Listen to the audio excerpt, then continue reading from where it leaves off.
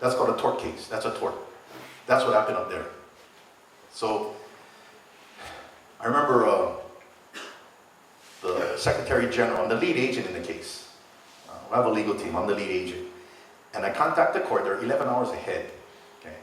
And I call the court and I ask a procedural question.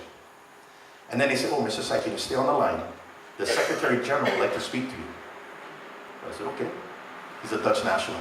They run the court since 1899. Secretary General Van den Hout, that's his name. So he comes on, very thick Dutch accent, and he says, Mr. Sai, and this is his words. He said, in order to maintain the integrity of this case, because everybody's walking on pins and needles, because what they can't deny is, one, if this case, what they have to do is, first of all, they got to show that the Hawaiian Kingdom doesn't exist as a country. But all they found was American law. There's no treaty. Then what they also have to look at is Lance Larson a Hawaiian subject? So his attorney had to provide birth certificates that goes back to his great-grandparents. And then they have to look, is this really the acting government? So we have to submit paperwork on how we did this through the doctrine of necessity. It all passed. So that's when he tells me, in order to maintain the integrity of this case, because they're walking on pins and needles, he suggested that I travel with Ninia Parks, the attorney for Larson, to Washington, D.C., to provide a formal invitation to the United States State Department to join in the arbitration. And I'm like, yeah, that's a good recommendation. Now, he's not doing it for us, he's doing it for him, because he wants the United States to tell them, stop this case. This is a direct violation of U.S. sovereignty. Hawaii's not an independent state. Hawaii's the 50th state. Stop it. That's what the Secretary General wants. See, what I want, I'm going to call a bluff. So we went up there, had a meeting with John Crook, State Department, from the Justice Department. I told him, we're here to provide you a formal invitation at the solicitation of the Secretary General. He was shocked. He didn't know the case was started. And I said, I'm here to provide a formal request for you, invitation to join in the arbitration. If you can prove Hawaii is the 50th state, case is over. But you're not going to get away with that. You need to submit the evidence in this court that shows Hawaii is not part of the United States. How's that on? I'm going to call a bluff. So here we are playing cards with the United States. Start off with Old Maid, then we start winning. Then they change them, go fish. Okay, another game. Now it's 52 pickup. And everybody picking up the cards. And then I found out the real game is poker. And we have a roll flush. And I know you got nothing.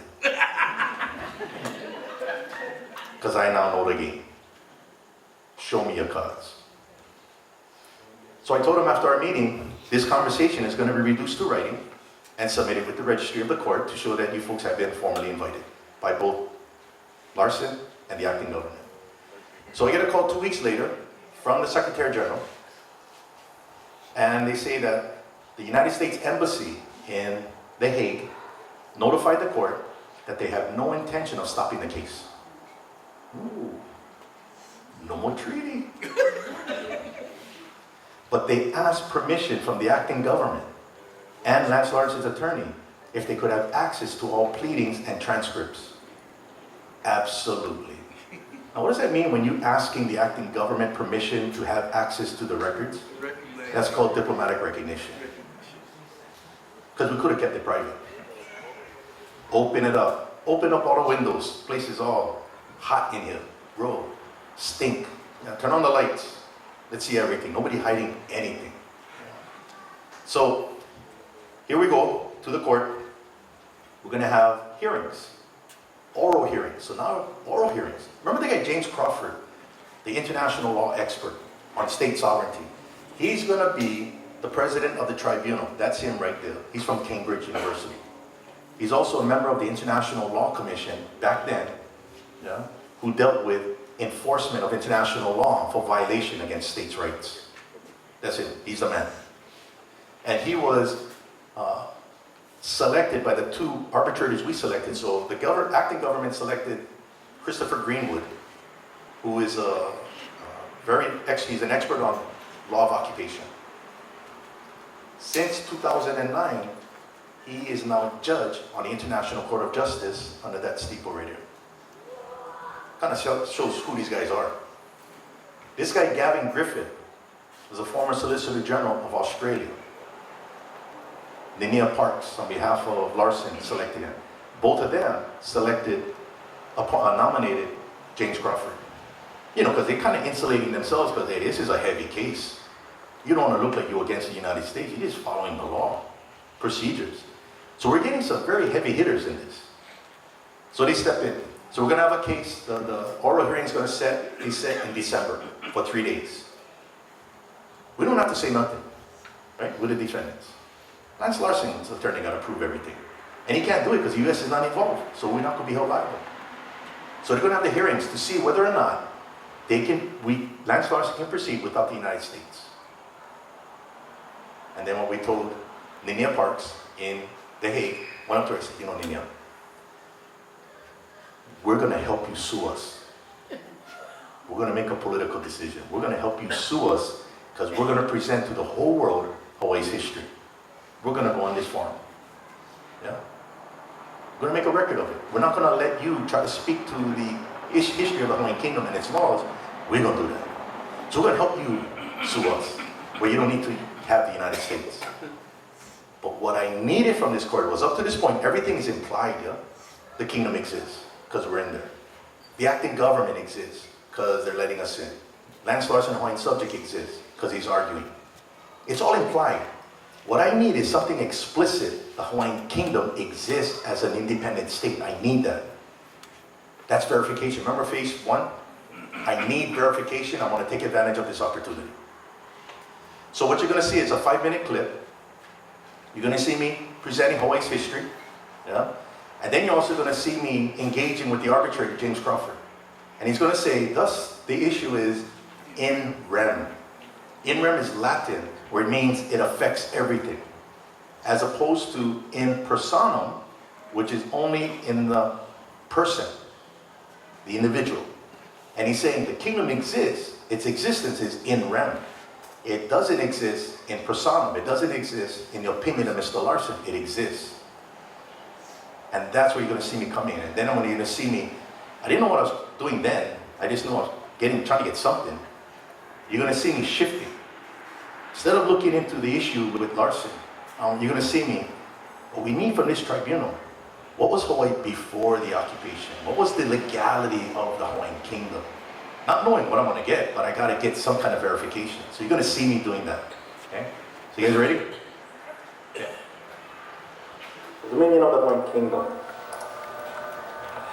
In summary, from 1840, the Hawaiian Kingdom possessed a constitutional government with elected and appointed officials and a complete system of civil and criminal laws to govern Hawaiian territory.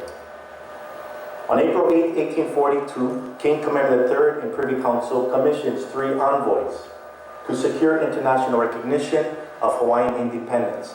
And these individuals are Timoteo Ha'alilio, William Richards, and Sir George Simpson. On December 19, 1842, Hawaiian envoys secured United States President Tyler's recognition of Hawaiian independence. November 28, 1843, the British government and the French government formally enter into a declaration recognizing Hawaiian independence. In our pleadings, we refer to that as the 1843 Anglo-Franco Proclamation. From that point, Hawaii has had its statehood recognized as being independent. As such, it began to enter into these treaties. Austria-Hungary, Denmark, France, Germany, Great Britain, Italy, Japan, Netherlands, Russia, Spain, and the United States of America. International recognition is evidence that the Hawaiian Kingdom had diplomatic representatives as of 1893 from those countries, as far as consulates and embassies. Rather, what we find is that the United States has never expressed itself as an occupier.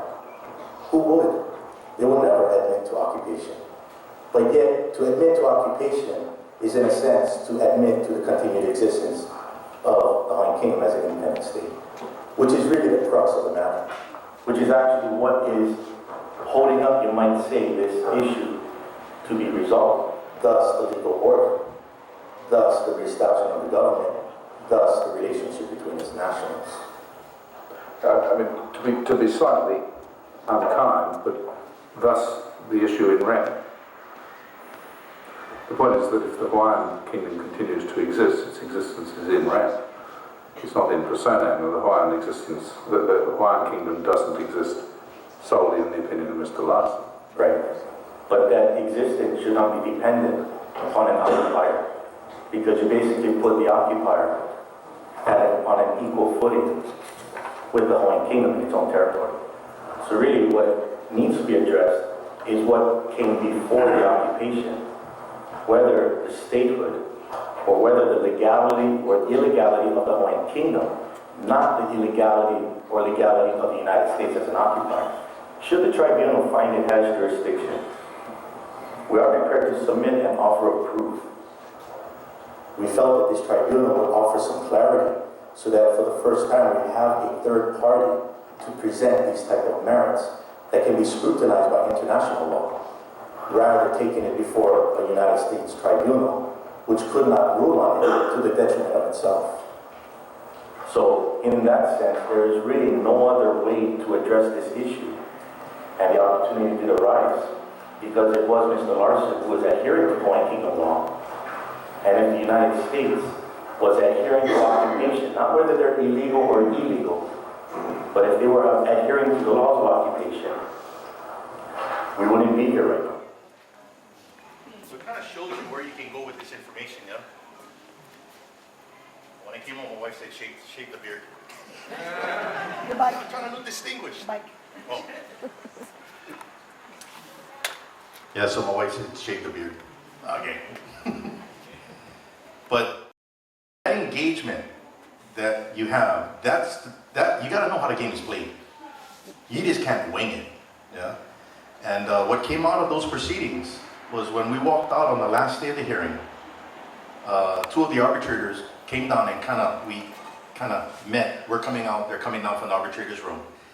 And Christopher Greenwood, the one who's now a judge, he extended his hand to me to shake my hand. I said, oh, thank you, sir. Looking forward to the arbitration award. And he tells me, it is truly amazing that you are not an international lawyer. He said that I was the only one in this case, in the hearing, that gave the most succinct pleadings he's heard. So I said, oh, I got common sense. I'm a retired captain. I try to make things not so complicated. And he tells me, do not lose your common sense as you continue down this road. So true, so true. And you gotta be patient, yeah? So after our hearing on the last day, so remember that verification that I was trying to get? We got it in the arbitration award. Paragraph 7.4. A perusal of the material discloses that in the 19th century, the Hawaiian Kingdom existed as an independent state, recognized as such by the United States of America, the United Kingdom, and various other states. Bingo. That's what we need. Now we have the presumption of continuity. Now show me the treaty. Yeah? And we can use this now, because an international tribunal verified it. So what that is it's called, legally, it's called a presumptive evidence. Presumptive evidence. And by definition, Black's Law Dictionary, presumptive evidence is evidence which must be received and treated as true and sufficient until and unless rebutted by other evidence. That's it. Now we walk in with the kingdom. Yeah? And you have to accept it. So now we have a court verifying it. So a presumption to state continuity will be dependent upon the establishment of two legal facts. First, the state in question existed as an independent state at some point in time. And that's what the word was of, 19th century. The Hawaiian Kingdom existed as an independent state. Second, that intervening events have not been such as to deprive it of that status. Where's the treaty? No treaty, still exists. Well, after the last day of the hearing, we had a call from an ambassador from Rwanda. He was actually at the court, in the International Court of Justice in another case. Heard about the Hawaiian Kingdom, The records were public, so he retrieved the records because he was intrigued. Hawaii? What is Hawaii doing in the world court? So he got all the copies and he sent it to his government. So he said he wanted to meet us. So we met him on December 12th in Brussels, Belgium. We got the train from The Hague down to Brussels. His embassy is in Brussels, the Rwandan embassy. So he asked us if we could meet, and his motorcade will pick us up. So we arrived in Brussels on the train, me and the legal team, picked up by the motorcade that he had for us, and taken to a meeting that he was having with the African Union, other ambassadors. So we were escorted there with his secretary. He greets us, and he excuses himself from the meeting. And he says, please follow me. And he takes us to this little cafe across the street that's closed. Found out later, Rwanda bought it up for $2. Nobody's in there. Knocks on the door, Belgian opens it, greets him, lets him in, lets us in, closes the door, locks it, pulls the shades down, coffee ready for us. Now it's over cobblestone, huh? You know cobblestone, like bricks, the old roads. It's almost like 007, waiting for the, this stuff going around, Oh, that's the game I played. So as we sit in, I want to sit facing the door because I want to see somebody coming. I don't want to sit with my back towards the door. So I sat down, this is true, I sat down, ambassador there, and he says that his government has reviewed everything. It is clear Hawaii's occupied, and that he has been authorized by his government through the Minister of Foreign Affairs to let us know, the acting government, that Rwanda is prepared to report to the United Nations the prolonged occupation of Hawaii and bring it to an end. That was 14 years ago. And I'm sitting there going, wow. But you gotta keep you gotta play poker face. So, hey, it's all good, Inside, I'm going, yeah. Everyone back home, they think we nuts. They think racketeering, money laundering, But you gotta be composed. And I said, I need to speak to my legal team. So I turned around, talked to my legal team, and we came to the conclusion. So I sat down. I said, please convey to your president our sincere gratitude. But we cannot accept this offer at this time. Our people back home have no clue of this profound status. We need to go home and begin re-education.